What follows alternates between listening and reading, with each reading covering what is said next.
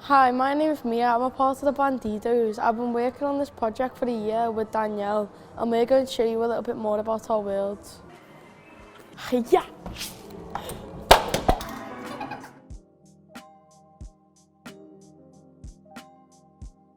Hey Liam.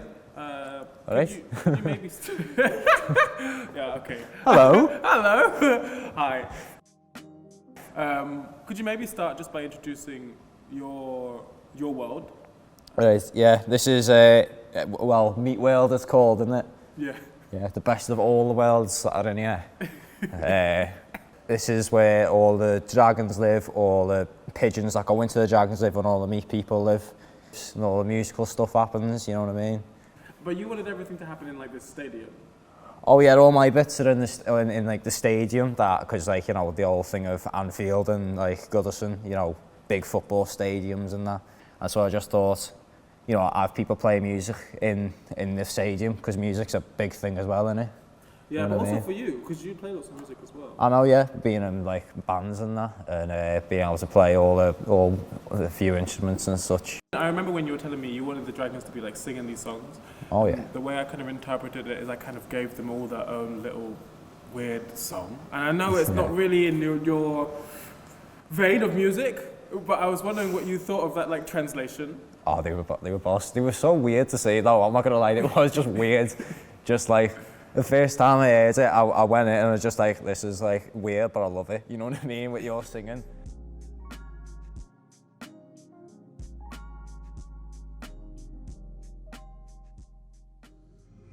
So, Donnaya, tell me a little bit about the world that you wanted to make. So my world was meant to be called Fun World, and it was basically meant to be based around this like amusement park that everyone used to go to day after day to like get rid of any worries they might have had that day, until one day where an event occurred that caused it to go like all abandoned and run down. When I was trying to interpret what you meant by fun world, it was really difficult because I have a naturally push towards a more, I guess, like creepy, more depressing vibe, because when you talked about fun world, it felt like a world that was fun, but not for everyone. Yeah, because everyone used to enjoy it there, but now that it became like run down and such, there was nothing really left to enjoy. And what about the install of it? So like yours is on a swings, like you get to like swing while you actually play the game. Like, have you ever had anything like this before? No, nothing like this before. Not like to the point where I could like have fun and then like express myself like I did with my world. Is there anything in this world that you wish existed in the real world? When I was looking at Fun World, I was looking to add like features that like related to the real world. So like the fact that you can't actually trust everyone that you meet and such as well. So I do think there's actually many things in this world that I'd say I'd want in real life, to be honest. Awesome. Thank you.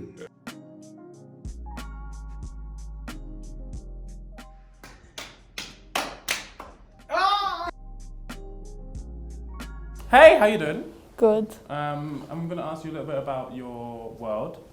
And so you made the world, I can't remember what it was called. Do you remember the name of your world? Planet T. Planet T. And can you tell me a little bit about what Planet T is? So it's a club for kids to like express themselves without their adults like knowing about it, in case they don't want to like express themselves to their adults, but they just want to express them to other kids. Why do you want that? Why did you want that to exist? Because you see like people who don't want to express things to the parents because they don't know the reaction. But in Planet T, it's just all good. Everyone will support you about it. And so like what kind of vibe would you imagine in that place? I feel like it'll just be a calm vibe, basically. Supportive vibe. They have to be under 18 and they have to like be okay with other people's opinions. What I mean is like you'd have to like support like everyone. Say if they like come out to you or like say something as a secret to you, you have to support them and like not tell anybody else if they don't want you to. So it's like having this social space to support you rather than it just being all internal. Yeah. And so, like, do you think this is something that you would want to exist in real life? Yeah. Would you run it if Planet T did exist? Would you run it, or would you just go to it? I would run it. You'd run it? Yeah. How would you? You'd run it? You'd be like club manager. I want to see you run this club T. So you've played it now. Yeah. What do you think of the version of Planet T that was made for you? I mean, be honest as well. It was really good, to be honest. I actually really liked it. What do you like about it? It's because the people, they look like really like different to what like other people would expect. And it's like just, you can be different in that world, basically. That's awesome!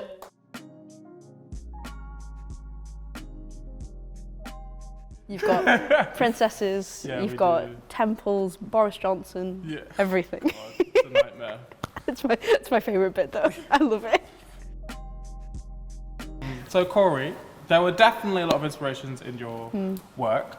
Can you tell us a little bit about those inspirations and maybe where they come from and what they are? Visual K, which is a music genre which has a style that goes with it, which is a lot of, there's an emphasis on kind of like mental health and sexuality and a big thing of like identity and putting that into fashion and music. And I think that's so cool. Undertale as well. Oh my gosh, been obsessed with Undertale since it came out. It's so good. And Deltarune.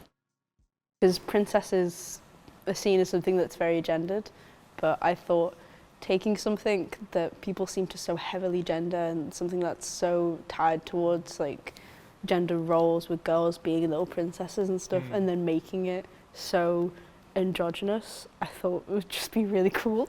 So I just did it, and it ended up really good.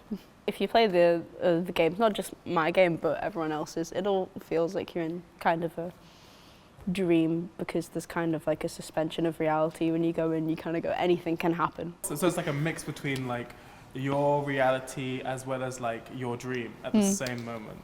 Yeah. Nice. I mean, I'm glad we got that for you then. I'm really glad. Purple again.